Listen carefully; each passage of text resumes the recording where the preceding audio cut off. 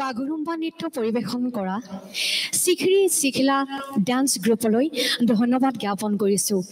এইবাৰ আমি আহি পাইছোঁহি আমাৰ বক্তৃতা অনুষ্ঠানলৈ। প্ৰথমতেই আমি বক্তৃতা প্ৰদান কৰিবলৈ অনুৰোধ জনাইছোঁ আমাৰ মাজত উপস্থিত থকা অসম চৰকাৰৰ হস্ততাঁত আৰু বস্ত্ৰ, ভূমি সংৰক্ষণ আৰু বড়োলেণ্ডৰ কল্যাণ বিভাগৰ ৰাজ্যিক কেবিনেট মন্ত্ৰী মাননীয় শ্ৰীযুত উৰ্খাও ব্ৰহ্ম মহোদয়ক।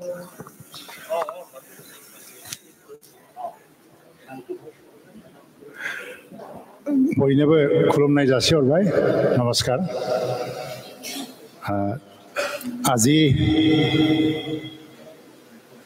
এই অনুষ্ঠানৰ মুখ্য অতিথি আমাৰ বড়োলেণ্ড টেৰিটৰিয়েল কাউন্সিলৰ মুখ্য কাৰ্যবাহী সদস্য শ্ৰী প্ৰমোদ বড়ো ডাঙৰীয়া, অসম চৰকাৰৰ special ADGP IPS Hiren Nath ডাঙৰীয়া, BTCৰ IGP সন্মানীয় বিবেক ৰাজ সিং IPS, ইয়াত উপস্থিত আমাৰ BTC EM ৰঞ্জিত বসুমতাৰী ডাঙৰীয়া, চাইখং বসুমতাৰী ডাঙৰীয়া, সজল সিনহা, আমাৰ সকলোৰে সন্মানীয় ৰাজ্যসভাৰ সাংসদ ৰণগৰা নাৰ্জাৰী ডাঙৰীয়া আৰু বিধায়ক লৰেন্স ইছলাৰী ডাঙৰীয়া আৰু অন্যান্য বিশিষ্ট অতিথিসকল, ইয়াত উপস্থিত national Democratic front of Bodoland এটা সময়ৰ এক বিদ্ৰোহী সংগঠনৰ লগত জড়িত থকা এই আন্দোলনৰ সময়ত শ্বহীদ হোৱা পৰিয়ালবৰ্গলৈ মই প্ৰথমতে শ্ৰদ্ধা জ্ঞাপন কৰিছোঁ। आङो सिगाङावनो खुलुमहरबाय। दिनै बड'लेण्ड टेरिटरियेल काउन्सिलनि दैदेननायाव मानगेदिर प्रमद बर'नि दैदेननायाव जेसेबां एनडिएफबि केडार्सफोर दङ सारेन्डार जानायनि उनावहाय 2020 मायथाइनि बर' गोरोबथानि उनाव बिथांमोननि जिउ राहा एबा फिन फज'फिननाय फिन दाफिननाय फारियाव सरकारा बिभिन्न रोखोमै मदद होनायनि जि हाबाफारि लादों, दिनै बेवहाय आरोबाव एक्स ग्रेसिया हिसाबै बे चेकखौ राननो थाखाय बे हाबाफारिखौ लानाय जादों। बेनि डिटेल्सखौ दहाय जोंहा हिरेननाथ बिथाङा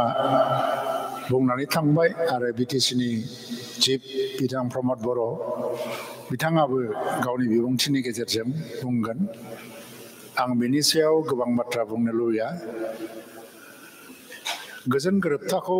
खालामनाय जादोंमोन बयनिबो सम्मति लानानै। आंहा दाबो गोसोआव दं, आं बै समाव एबसुनिबो सोद्रोमा नंलामोन 2020 मायथाइयाव आरो एनडिएफबिनि सोद्रोमाथ' नंखाया। नाथाय मोनसे बर' जेंनाखौ गोलाव समनि माहारिनि जेंनाखौ सुस्रांनांगौनि बेलायाव आङो बिथांमोननि खावलायनाय बादियैनो दुलाराय बर' फरायसा आफादनि खावलायनाय बादियैनो आंबो जड़ित जाफाबोदों। सरकारजों रायलायनाय बेखौ बोरै लांनो लाबोनो जोबथा समसिम आरो 2020नि 27 जानुवारियाव जेलानाखि गोरोबथाखौ सहि होलायनाय जादों, बिनि सानसे आगोल साननै आगोलनिफ्राय मोनसे रायलायनाय जादों। इभेन्ट बा आसामाव फैयै आसामनि बाहेरायाव थाबोनाय आरो बे सान्थि गोजोन माने गोरोबथानि प्रसेसजों जड़ित जाबोनो मोनै बाहेरायाव थाबोनाय मानसिफोरखौबो लाबोजोबलायलायनानै गोरोबथा खालामनायनि हाबाफारिखौ लानाय जादोंमोन आरो बे रायलायनायफ्राव आं दङ। थ' दा दिनै जेल दैमारि, गोबिन्द बसुमतारी, फेरेंगा आरो बिदिनो गुबुन गुबुन दैदेनगिरिफोरजों ज' दुलाराय बर' फरायसा आफाद, दानि प्रमद बर', मानगेदिर प्रमद बर', रणगोरा नार्जारी ज' रायलायलायनायाव बेखौ थांखि लानायनि आगोल गोबां बिथिंखौ सावरायलायनाय जादों। दा जोङो ओंखायनो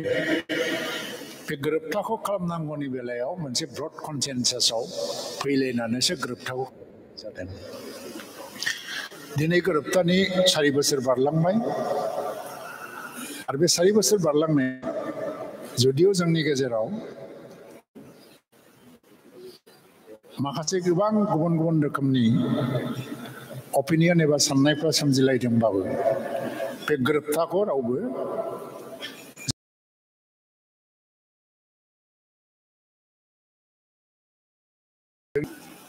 जे जुद्ध नांनाय समाव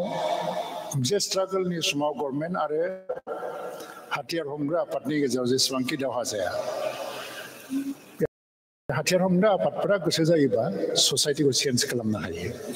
खारन बिसोरनाव मोनसे एन्टारप्रेनियरशिप स्किल दङ। बिसोर लेभेलनिफ्रायनो डेभेलप खालामनो हायो।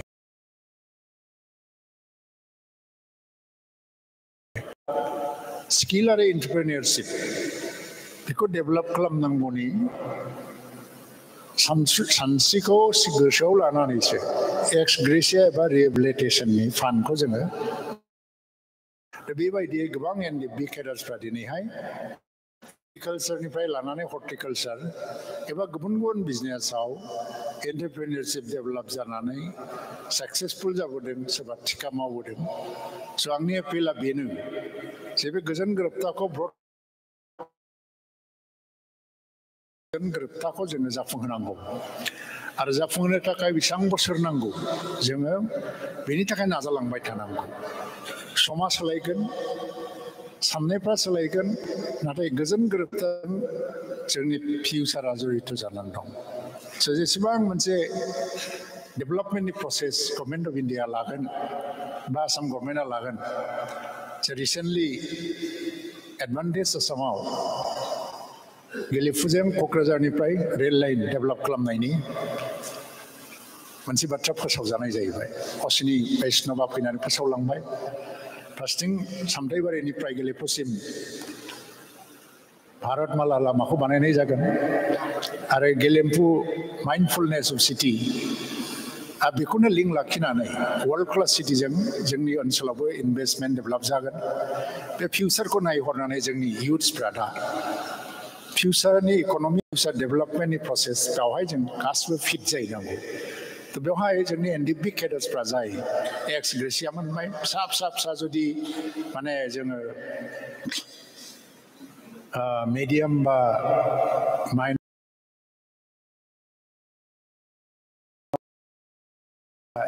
एन्टारप्रेनियरशिप डेभेलपमेन्टआव खामानि मावनानै बे फैसाफोरखौ इनभेस्ट खालामोबा जोङो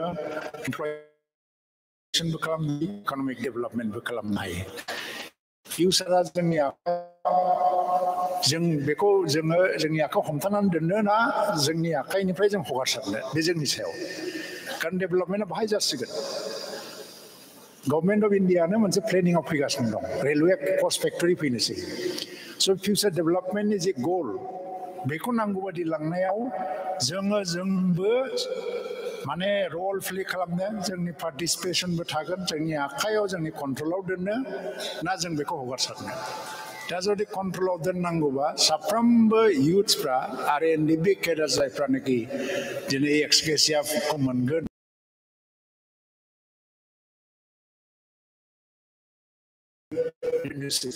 जे फिसा इक'नमिया जोंनि खाथियावनो जोंनि आखायाव नांगौ डेभेलपमेन्टनि थाखाय खामानि मावनांगौ आरो बेवहाय जायफ्रा लिडारशिप बेखौ मेनेज खालामनांगोन गभर्नमेन्टआ स्किल डेभेलपमेन्टनि ट्रेनिंनि गासिबो लामाखौ होयो दा एकर्डनि गासिबो दफाफोरखौ मावफुंलांनाया जोंनि थांखि दा आरोबाव गोदानै सनितपुर बिसाथिं मोनसे गामि हाबनो थांगासिनो दं आरो बे कन्टिनिउवास प्रसेस जेब्लासिम जोङो जाबाय होना अब्लासिम बे सोलिलांगोन आरो बे एसे गोबाव नाङो